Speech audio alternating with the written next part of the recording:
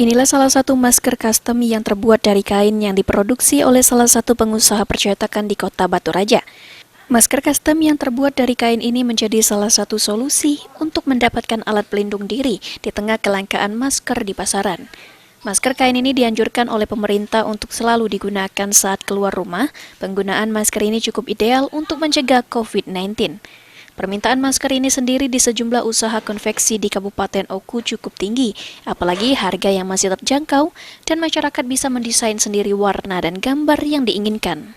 Sumarno, pemilik volunteer desain Batu Raja, mengakui permintaan masker custom di masyarakat cukup tinggi dalam 2 minggu terakhir, terutama dipesan oleh instansi dan organisasi yang ada di Kabupaten Oku. Pemesanan, menurut dia dapat memilih warna dan mendesain sendiri masker yang diinginkan. Harganya pun cukup murah, yakni hanya Rp100.000 per item atau per desain dengan jumlah isi sebanyak 10 masker.